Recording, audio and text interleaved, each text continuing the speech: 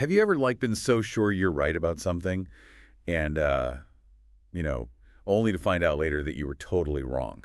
Oh, yeah, definitely. Well, that's kind of what happened to Shashi Tharoor, Mm, and it's a pretty interesting story. I'm intrigued already. So Tharoor is known for, being really eloquent and having strong opinions. Right, and not afraid to share them. Exactly. And this whole thing has to do with India's stance on the Russia-Ukraine war back in 2022 when Russia invaded Ukraine. It was a huge shock to the world. Yeah, most countries, especially in the West, condemned Russia's actions. But India decided to go a different route. They chose neutrality. And they didn't just stay silent? No, they abstained from UN votes that were condemning Russia, and they kept up their economic and defense ties with Moscow. Which a lot of people saw as controversial. Yeah. Thoreau was actually one of the most vocal critics of this approach. Makes sense. He's always been a strong advocate for international law and human rights. Right. He was like, India should have stood with the rest of the world in denouncing Russia. Because from a textbook diplomacy perspective, Russia's actions were a clear violation of international norms. Exactly. And Thoreau argued that, you know, India, as this rising global power and a champion of democracy, should have taken a moral stand. And it's not just Tharoor. A lot of people in the West especially felt that way. Yeah, the idea is that aggression needs to be condemned no matter what, and international rules need to be upheld. It seems straightforward, but in reality, things are rarely that simple. And this is where things take an interesting turn. So fast forward to 2025, and Tharoor is speaking at the Resina Dialogue. Which, for our listeners who may not know, it's like the Davos of geopolitics, a major international forum. Yeah, and Tharoor openly admits that he was wrong about India's stance. Yeah. He even said something like, I have egg on my face. I bet there were some surprised faces in the audience. So how did this neutral stance, which was criticized at first, end up becoming what some are calling a diplomatic win for India? Well, by not condemning Russia, India kept those lines of communication open with both Russia and Ukraine. So while Western leaders were cutting ties with Moscow, India's prime minister was able to meet with both Zelensky and Putin. And without facing any backlash, which is something Western leaders couldn't do. That's fascinating.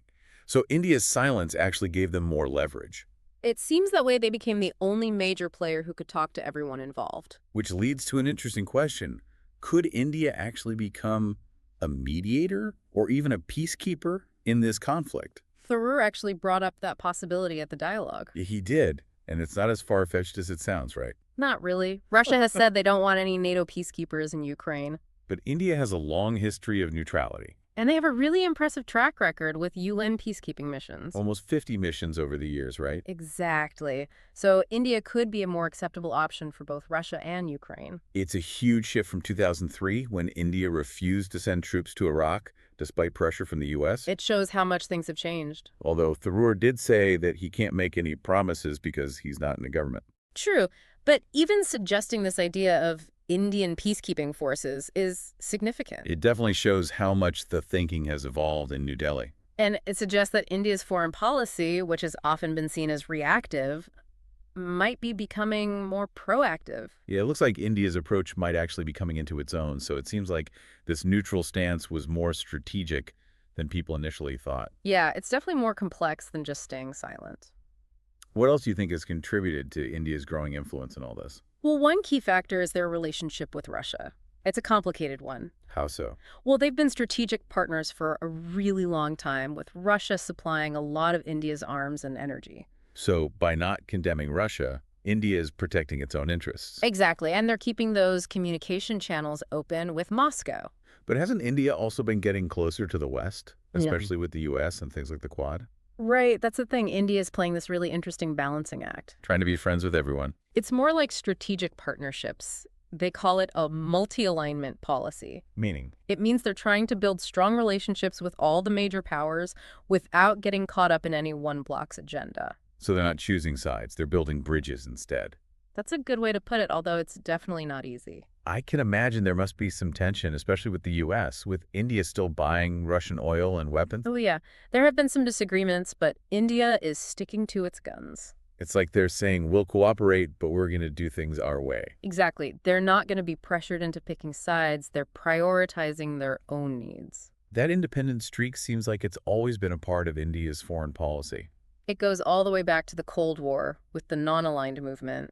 India never wanted to be forced into choosing between the U.S. and the Soviet Union. So they're applying that same approach now in this even more complicated global situation. Right, and this multi-alignment strategy seems to be working. It's giving them more leverage on the world stage. So does this mean India is trying to become a global power broker?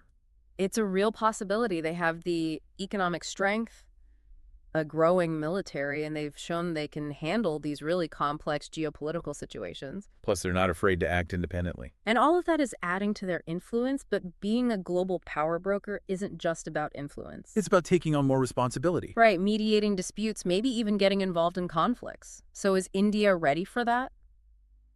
It's a good question. I mean, they've done a lot of peacekeeping in the past. They've sent troops to UN missions all over the world, and they've often helped to mediate regional conflicts. But they also didn't get involved in Iraq. So it's hard to say how far they're willing to go in taking a more active role. It seems like their foreign policy is evolving, though. It is. They're becoming more assertive in pursuing their interests, like we saw with the Russia-Ukraine situation. So maybe their approach to peacekeeping will change, too. It's possible it might evolve as they become more confident on the world stage. So are we seeing a real shift in India's role? Are they moving from a passive stance to a more proactive leadership position? There are definitely signs pointing in that direction. They're becoming more vocal in places like the G20, pushing for reforms and advocating for developing countries. And they're taking a more active role in Asian security, especially with China becoming more assertive. Right. They're not content to be on the sidelines anymore. They want a seat at the table, and they want their voice to be heard. And not just heard, they want to shape the conversation. They bring a different perspective, one that's rooted in their history, their values, their unique position. So how does this new, more assertive India fit into the current world order? Are they challenging the status quo, or are they working within the system? I think it's a bit of both. They're not trying to overthrow the existing order, but they're also not afraid to push back against rules they see as unfair or outdated. Like their criticism of the UN Security Council. Exactly. They say it doesn't reflect the current global power balance. So they want change, but through dialogue and collaboration, not confrontation. Right. They don't want another Cold War or a divided world. They want a multipolar world where power is more evenly distributed and everyone has a voice. And that idea seems to be resonating especially with countries in the global south. They see India as a potential leader in this new world order. So India's rise is a signal that the old rules are changing. And that creates both opportunities and challenges for India as they figure out how to balance their own interests with their global ambitions. This is all really fascinating, but it also seems incredibly complicated with all these challenges and responsibilities. It's true there will be tough decisions to make compromises and risks to manage, but there's also this sense of optimism that India can really rise to the occasion and help create a more just and equitable world. It's pretty amazing to think about how much India's role in the world is changing. But how does this affect, the average person? That's a good point. It can seem like all this geopolitical stuff is happening, way up there on the world stage. Right, it feels kind of abstract. But the truth is, the world is so interconnected now. What happens in one place has a ripple effect everywhere else. So India's growing influence will have an impact on all of us. Absolutely. It will affect things like global trade, the economy, climate change, technology, you name it. So it's not just some, high-level game of chess. These changes have real consequences for everyone. Exactly. Take climate change, for example. India's actions will have a huge impact on global efforts to reduce emissions. And their approach to technology and innovation that will shape how new industries develop. Right. And their role in global trade that's going to affect supply chains and prices all over the world. So understanding India's foreign policy isn't just for experts anymore. It's becoming crucial for anyone who wants to understand what's shaping the world. And it's not just about, what they're doing, but why they're doing it. Right. Their motivations, their worldview, that's important too. So what are some of the key takeaways from all this? What should we keep in mind as we watch India's role continue to evolve? Well, I think it's important to remember that India isn't a single entity. There are a lot of different viewpoints within the country. Right. They're a huge and diverse democracy. Exactly. And their foreign policy is constantly changing and adapting. It's not always easy to predict. It's easy to forget that countries aren't like, monolithic blocks. Yeah, there are always internal debates and different interests that shape a nation's actions. And that's especially true for India with its long history of debate and, different political parties. Absolutely. It's a vibrant democracy. I think another big takeaway is that India isn't just trying to fit into the existing world order. They're looking to reshape it. Yeah, they want a multipolar world where power is more evenly distributed and where their voice really matters. And they're willing to challenge the status quo. Like we saw with the Russia-Ukraine situation and their criticisms of the UN Security Council. They're not playing by the old rules. They're making their own. Exactly. And I think that's what makes India's rise so fascinating and potentially transformative. They're changing the game. But it's important to remember this is all still a work in progress. It's a journey. Right? India's path to global leadership isn't easy. They have their own internal challenges to deal with. Like poverty and inequality, And they have to manage all these complex relationships on the world stage. trying to balance their own interests with their global ambitions. It's a delicate balancing act, but they've shown they're capable of thinking strategically, taking risks, and being really diplomatic. Especially with how they handled the Russia-Ukraine situation. And I think most importantly, they have a vision for the future. They want a more just and equitable world, a multipolar world where India has a leading role. So as we wrap up this deep dive into India's diplomatic journey, we'll leave you with one final thought. India's rise isn't just some geopolitical event. It's a story of ambition and transformation, and a quest for a new world order.